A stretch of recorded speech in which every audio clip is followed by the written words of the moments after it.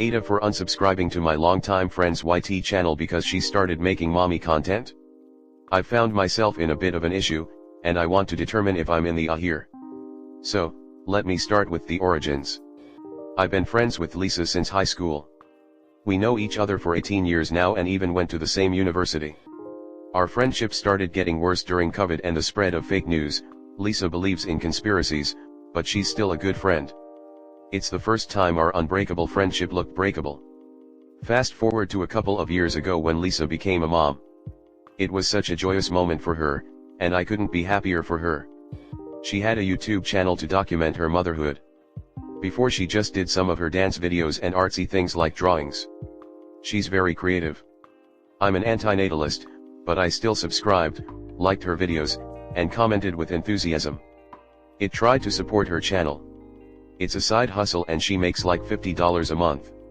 However, as time went on, Lisa's channel took a different turn.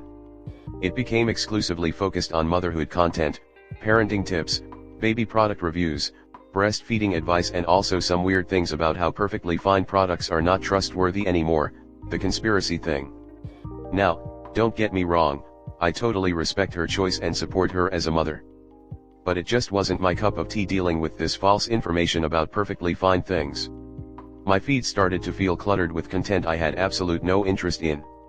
I realized that I was only subscribed out of a sense of obligation to our friendship. One day, I made the tough decision to unsubscribe from Lisa's channel. It wasn't easy, and I debated for weeks before finally doing it. I didn't want to hurt her feelings or seem unsupportive, but I needed to fix my YouTube algorithm and feed with other content. Since then, during a house party, Lisa found out that I'm no longer subscribed, and she's lashed out and broke down and told me I'm a bad friend. She asked me why I unsubscribed, and I was perhaps a bit too honest with her about it. I told her that her ideas, views, and content were all crap. Now, she's upset with me, and some of our mutual friends are divided on whether I did the right thing or not. Some say I should have just stayed subscribed to support her, or at the very least I should have done this in private. Comment. Unsubscribing AITA, but the way you phrased it to her YTA. You simply could have said your content had changed and is focused on motherhood and it just doesn't suit me at this stage in my life.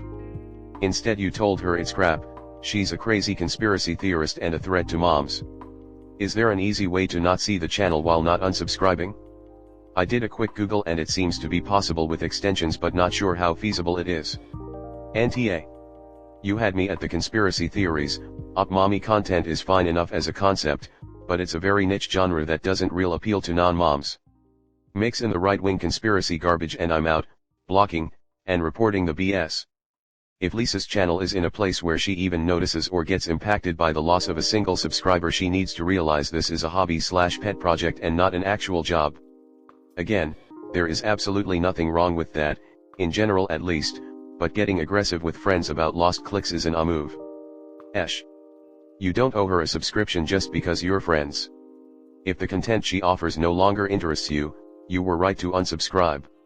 You didn't have to be so harsh when you gave her your opinion.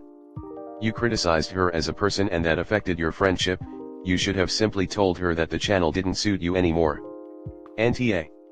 You can subscribe and unsubscribe to anyone you want. I would have done the same if the content didn't fit what I was originally subscribed for. Misinformation can also be dangerous, and I think you choosing to distance yourself from a stressful channel is a positive for you. People subscribe and unsubscribe daily. She'll get over it eventually, and if she doesn't, then that speaks volumes to her personality. AITA, but you could have handled it differently if you wanted to stay friends.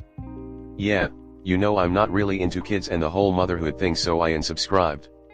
No need to bring the conspiracy theories and all of that up in front of your mutual friends.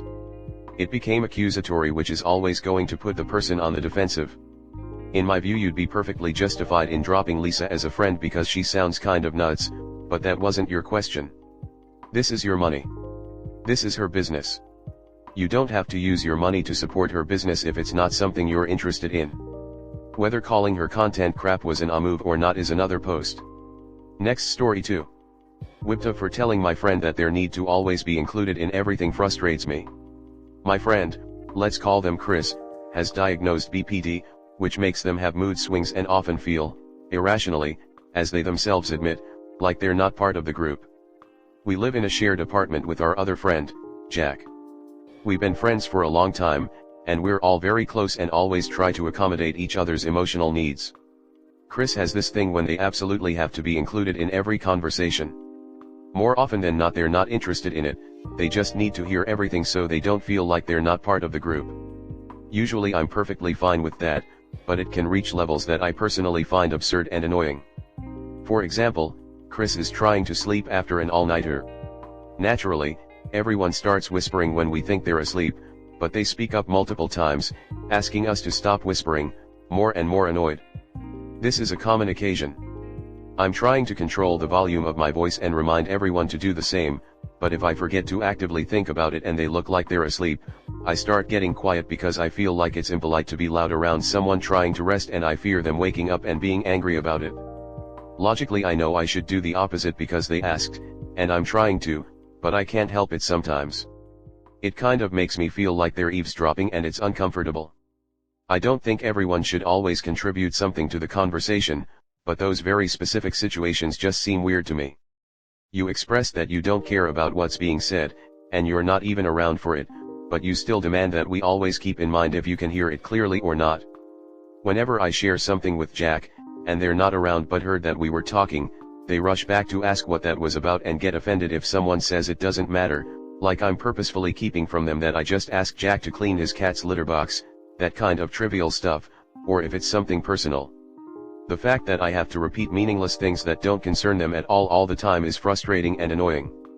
If it's something they should be included in, they always are. We try our best to have a very respectful relationship and don't keep any unneeded secrets.